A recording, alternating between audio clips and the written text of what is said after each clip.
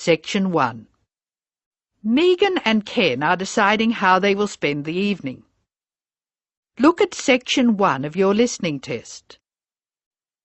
You have some time to look at questions 1 to 7 now. Now we shall begin. You should answer the questions as you listen, because you will not hear the recording a second time. First, you have another chance to look at questions 1 to 7.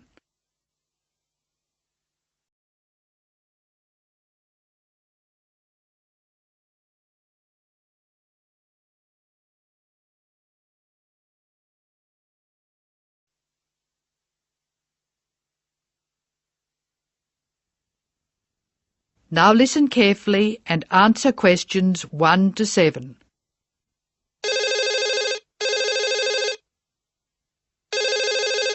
Hello, Megan speaking. Hello, Megan. Hello, Ken. I'm glad you called. Thomas asked me to give you his telephone number. Is that his office number or his home number? I can give you both. His new home number is 9452-3456. Would you like his office number?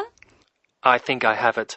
Does 97314322 sound right? That's it.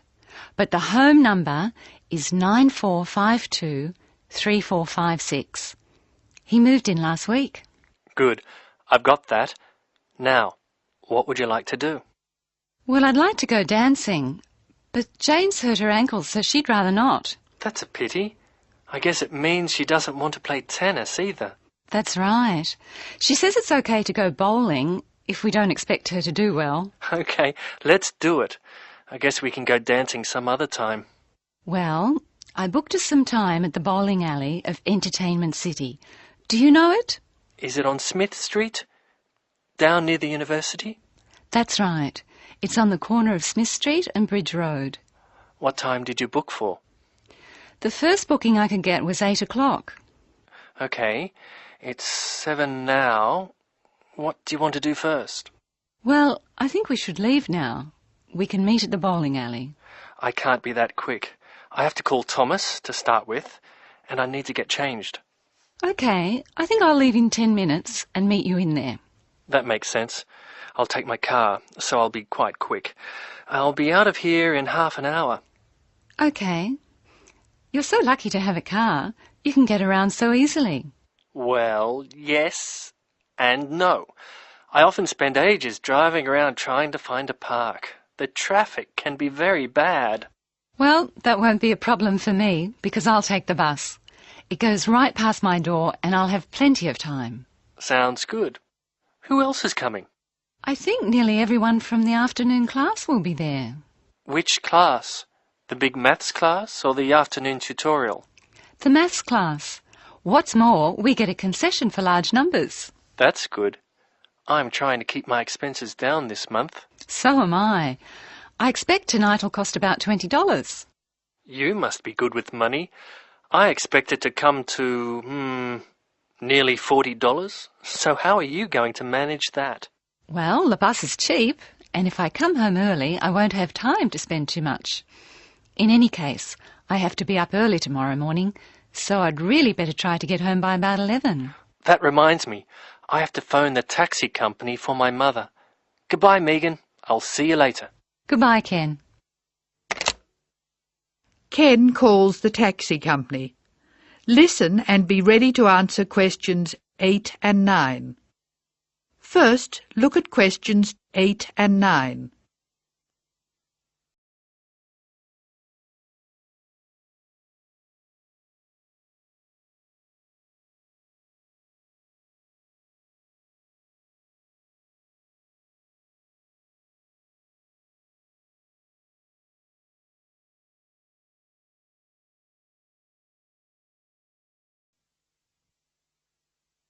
Now listen to the telephone call and be ready to answer questions 8 and 9.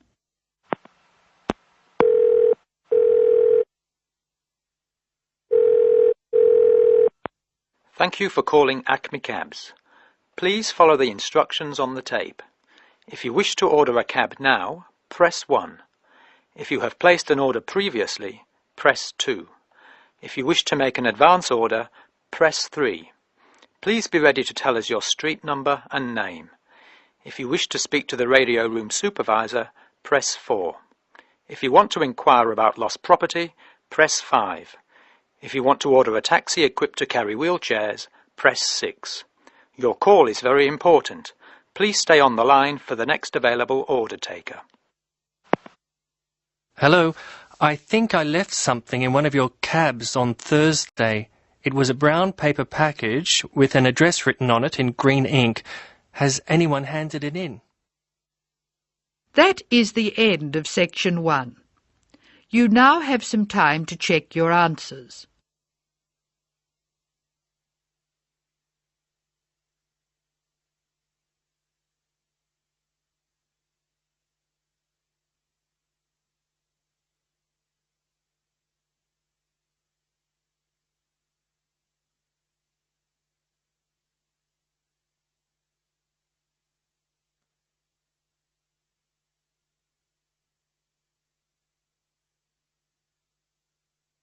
Now turn to section 2.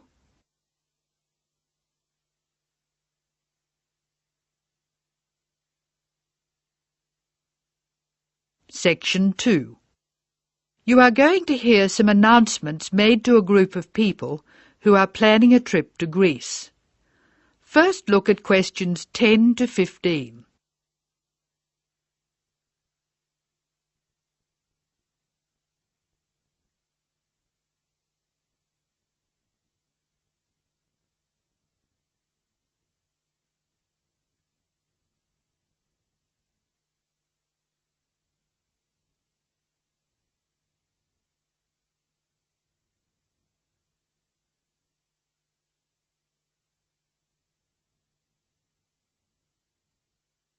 As you listen to the first part of the talk, answer questions 10 to 15.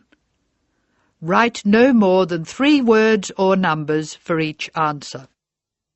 Good morning, everyone. I'm getting very excited about this trip to Greece, and I'm sure you are too. As you know, we didn't have all the details at our last meeting, but I can give them to you now. We'll leave London Gatwick Airport on British Airways next Wednesday. Please be sure to be at the airport by 6:30. I know it's early, but our departure time is 8:25 a.m. We're quite a large group and we don't want to have any hassles. Please be sure to have all your travel documents ready. We'll arrive in Athens at 2:25 in the afternoon and there'll be a vehicle there to meet us. It'll be a full-sized coach so everyone can travel together. We'll spend 3 full days in our hotel in Athens, although we're only being charged for 2 nights accommodation, which is good news. The second day we'll go to the National Archaeological Museum to see the enormous collection of ancient Greek works of art, antiques, statues, a brilliant display. We'll eat out at a typical Greek restaurant on Thursday night. It's going to be a very busy time in Athens. Friday morning and afternoon we'll visit historic sites, but we have nothing planned for the rest of the day. On Saturday we're off to the islands, the Greek islands of ancient myth and modern romance. Now the big news. At first we thought we'd take the ferry, but we've been very lucky to secure a sailing boat, which is big enough for all of us. I'm really excited about this part of the trip because we'll see the islands to the best advantage and we'll be able to cruise around and sleep on board. We'll get off at different islands and for one part of the trip we'll have people playing Greek traditional music actually on board with us. Now I'll pass out a brochure with all the details. Now look at questions 16 to 18.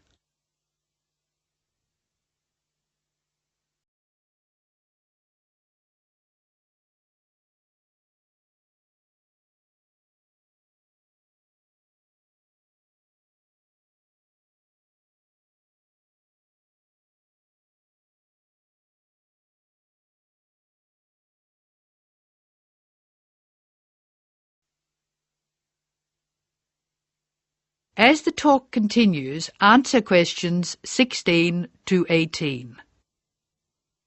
A lot of work has gone into organising this tour, and I'd like to thank in particular the travel agent who got us a really good deal, and the people at the British Museum who offered us such good advice. Trips like this only happen because of the hard work of really expert people. As you know, we have planned a gathering for when we return. I have a list of things which the committee would like you to bring to the party. They are your pictures and something to eat for everyone to share. You are almost bound to have people ask what we have in common and why we're travelling as a group. I suppose the answer is that we're interested in learning about old societies and vanished cultures, and we all enjoy travelling. Of course we enjoy fine food too, but that's not as important. Now look at questions 19 and 20.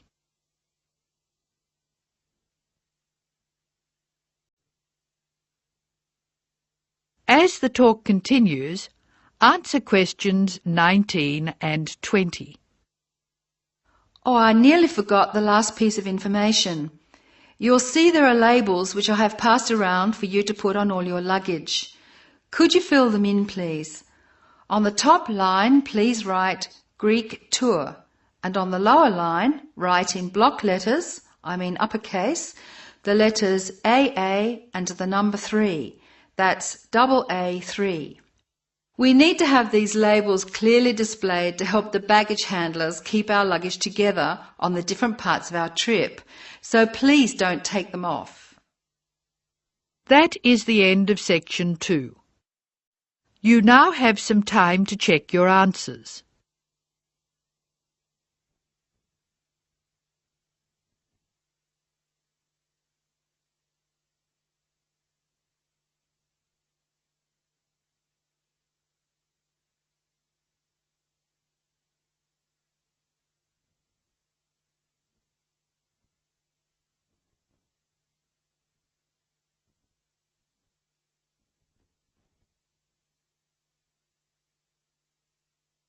Now turn to section 3. You are going to hear Dr. Joanna Robinson, the course director of a language learning centre, answering questions from reporters from the student newspaper. First, look at questions 21 to 26.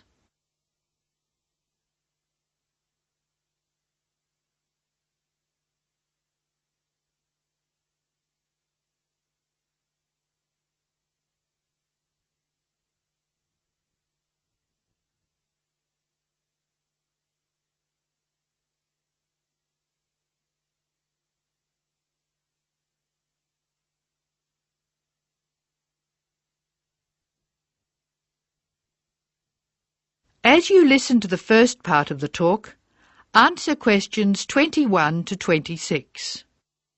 Write no more than 3 words or numbers for each answer. Welcome to the Language Learning Center. I'm Joanne Robinson. You must be the reporters from the Examiner. Please come in and sit down. Hello, Dr. Robinson. Yes, we're from the Examiner. I'm Cheryl Perkins and this is Don Klim. May I start with a question?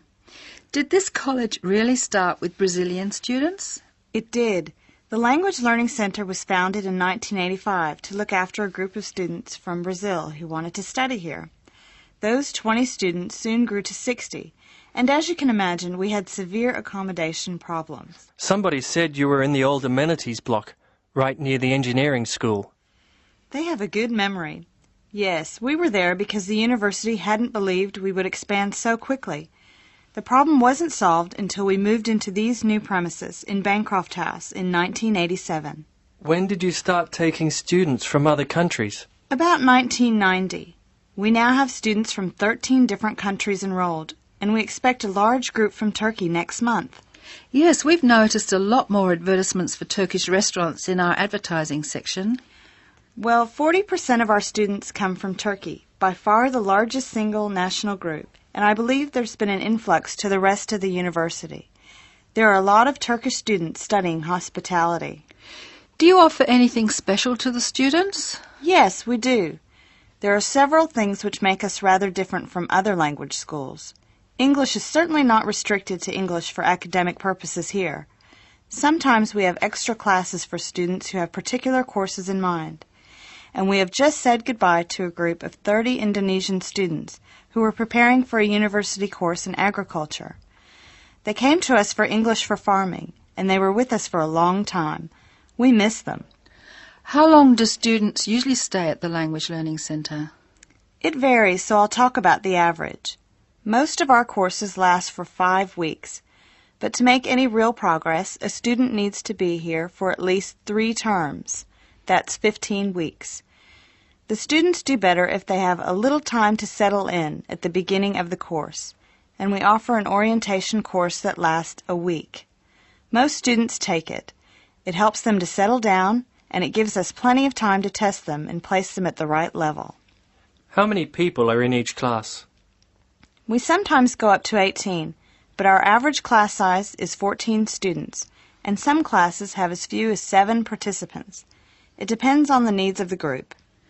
You were saying that you miss your students when they go. How do you attract students? I mean, how do they hear about the Language Learning Centre in the first place? We're included in the university advertising and marketing, and we have our own website. The thing which works best for us, though, is word of mouth. Students who leave us often send us their friends. In fact, a student who arrived today was carrying a photograph for me of a former student and his baby. It sounds like a nice place to be. It is. A lot of our students make lasting friendships while they're here. Now look at questions 27 to 31.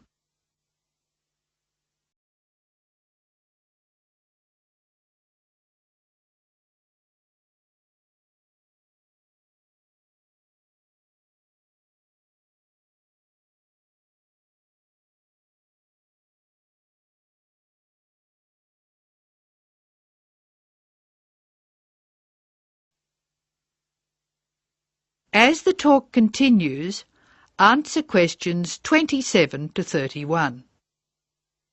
Making friends with other students sounds special enough. I'd like to emphasize that in the student newspaper.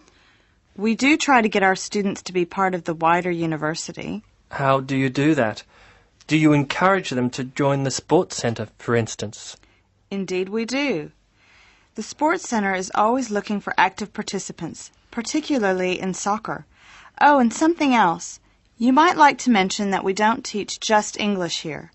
I mean, we're a language center, not an English language center. You may learn Spanish, Mandarin, and Russian here, and we can sometimes offer other languages.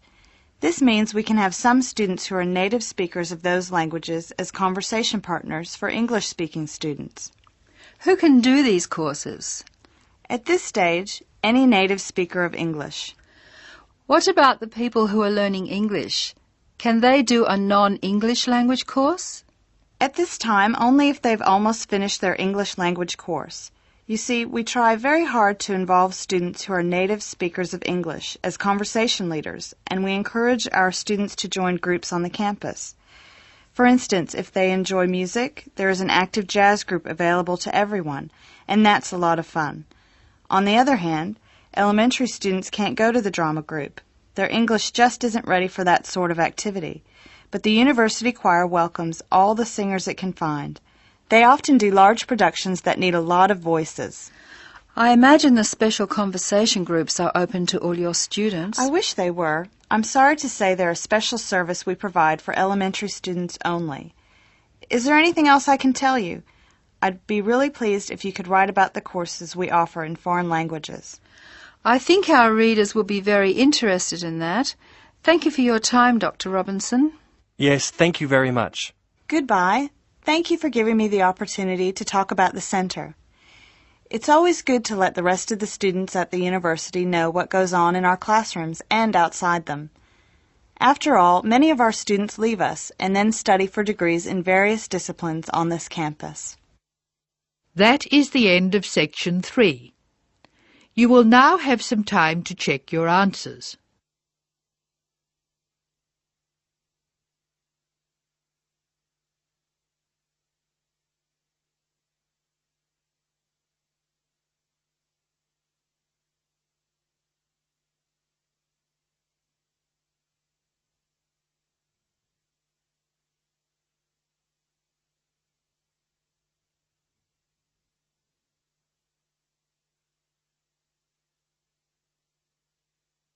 Now turn to Section 4.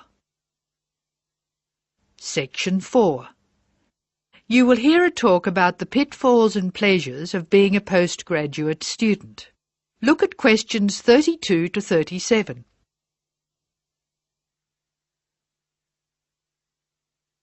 Listen to the speaker's advice and answer questions 32 to 37. Circle the correct letter. Postgraduates are about as easy to define as catching steam in a bucket. Courses can be vocational, for training, as research, as a preparation for research, or a combination of these. Also, you can choose between full-time and part-time. Increasingly, the approach to postgraduate study is becoming modular. The vast majority of postgraduates are doing short, taught courses, many of which provide specific vocational training. Indeed, there has been a 400% increase in postgraduate numbers in Britain over the past 20 years. Current figures stand at just under 400,000. People undertake postgraduate study for many reasons. These may be academic, intellectual challenge, development of knowledge; vocational, training for a specific career goal; or only vague, drifting into further study. It is essential that you determine the reasons you want to become a postgraduate. If you have clear goals and reasons for studying, this will enhance your learning experience and help you to remain focused and motivated throughout your course. Where you study should be based on much more than the course you want to do. For some courses, you're likely to be there for several years, and it is important that you are happy living there. Check also what type of accommodation is available and whether the institution provides any housing specifically for postgraduates. Choosing an institution and department is a difficult process. To determine quality, do not rely on the reputation of an institution, but find out what the ratings are from the most recent assessment exercises. Find out about the staff, their reputation, competence, enthusiasm, and friendliness. Visit the department if possible and talk to existing postgraduates about their experience, satisfaction, comments and complaints. Be very careful to check how they feel about their supervisors. Also, check what facilities are available, both at an institutional level, for example libraries, laboratory and computing facilities, and in the department, for example study room, desk, photocopying, secretarial support, etc. Everyone will have their own priorities here. I am always anxious to check the computer support available and regard it as slightly more important than library access. Your working environment and the support available to you plays an essential part in making your work as a postgraduate a positive experience. Life as a postgraduate can be very different to your other experiences of education.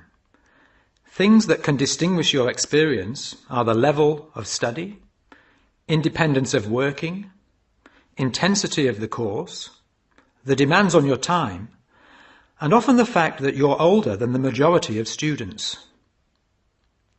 These factors can contribute to making you feel isolated. However, there are several ways you can make sure that this is either short-lived or does not happen at all. Many student unions have postgraduate societies that organise social events and may also provide representation for postgraduates to both the student union and the institution. Departments can also help to create a sense of identity and community, and often have discussion groups available. Don't be afraid to talk to staff about any difficulties you might be having. Of course, universities provide counselling services, but we have found that the best advice comes from talking to other postgraduates who may have faced similar difficulties. Look at questions 38 to 40. Write no more than 3 words for each answer. Financial planning is essential, since the government excludes postgraduates from student loans, and it can be difficult to maintain your student status with banks. This has implications for free banking and overdraft facilities. Do not underestimate your living costs, including food, accommodation and travel. And be careful not to budget for everything except a social life. Funding a course is one of the most challenging things people face when considering postgraduate study. Most postgraduate students finance themselves. They pay often very large fees to the institution and receive no maintenance income to support their study. Make sure you know exactly what your costs will be. Institutions often hide extra fees, like laboratory costs, behind the headline fee rate advertised.